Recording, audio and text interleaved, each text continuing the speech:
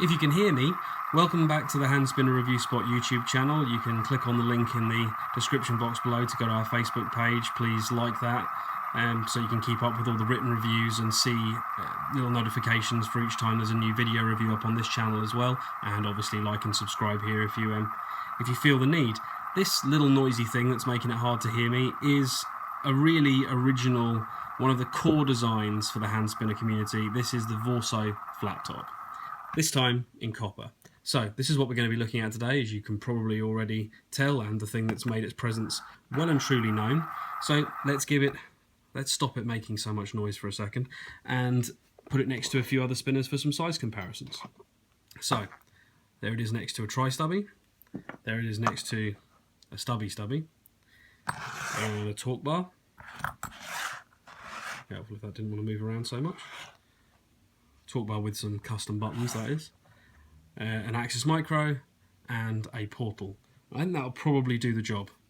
You can see it next to a massive great bearing wrap from Trina as well if you want to, considering that's a pretty big size difference. As you can tell looking at it, it's a very small hand spinner, and that makes perfect sense. It was always designed to be a very compact hand spinner, and the market has moved on a lot since this was produced, but even so, there's still a fair bit of interest in them. They're still being made, and they're still selling quite well. So let's get into it. Let's put all these to one side.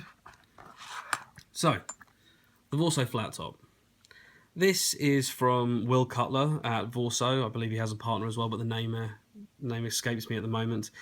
It's a simple design. It was produced at the very early stages of the hand spinner community, really building up at the time when really all that was around was torque bars and some bearing wraps and that kind of thing. It's a nice modular design in the sense that the buttons are easily removable nowadays. It was originally produced with glued in buttons, which was a mistake really that they very quickly rectified on the second batch. There's set screws to hold the bearing, and the bearing is a 608, like an awful lot of the spinners that were coming out at the time, like the much loved Axis Micro as well, also with a set screw. Although Will Cutler and Vorso as a whole went about things slightly differently. Basically, it's a nice little spinner. They went about it with a finishing really high on their agenda, with the way that they pitched their product very important to them. These came in a very nice cardboard box. Again, that's been surpassed now. They had a nice little insert. It came with a lovely little screwdriver in the same finish. So if you ordered a copper one, you got a copper screwdriver. If you ordered a brass one, you got a brass screwdriver, which just allows you to tighten up these little tiny grub screws that hold the bearing in place. Now, as you can see, unlike the Axis Micro, which has only one screw, which is one of my great complaints with the Axis Micro, and the reason for that is purely that with having one, you have a single point of pressure which deforms the outer race of the bearing, and therefore it can really hamper the performance of the bearing.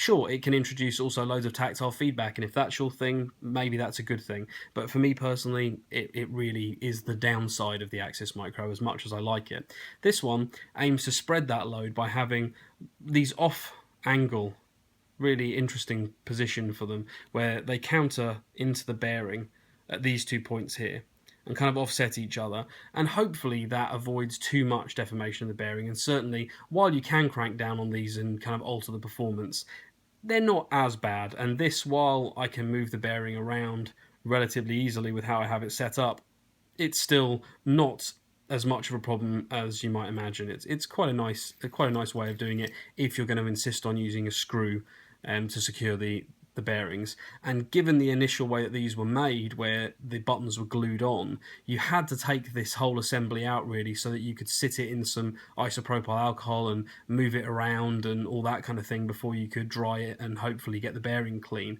It's less important now that the bearings are threaded, like most of the market, but even so, when it was first made, it was very important that the bearing came out very easily. So, what do we think overall of the flat top? Well, there is a written review of this on the Facebook page. It's a brass one in that review, and this is obviously one of the later produced copper ones. It is an enjoyable little hand spinner. If you want something very compact, there's nothing has nothing horribly wrong with it. It's a little uncomfortable to spin in certain ways. There's a hot spot on the corner here, which is kind of where you end up doing reverse flicks.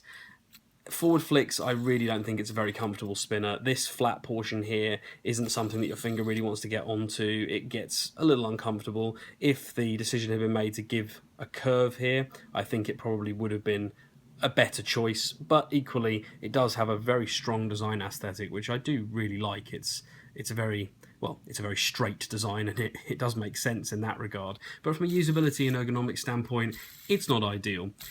It's very loud, and it's not intended to be a long spinner. I think the main reasons why the Vorso flat top is as loud as it is: one, it's running a Bones red ceramic 608, which is a perfectly good bearing. It's a very good bearing, and it's what the first Axis Micros shipped with, and they might even ship with them now. But I don't personally find it the quietest in general of the better 608s anyway. And with the fact that the buttons don't conceal the whole 608, this metal rim you can see here is actually the outer race of that bearing. Let me just get these very pretty and really, really well polished buttons off. As you can see, what you were seeing there was the outer race of that 608 bearing, and that means that there's a lot of sound escaping. I have used these with bearings that cover with buttons that cover the whole bearing, and it does make them a little quieter. The other thing that's worth mentioning about these is if you buy something like a Rev Core or the Noble Spin cores that are available now, or I think Busy Minds, the offshoot brand for Zero Feud, I think they're making bearing cores as well.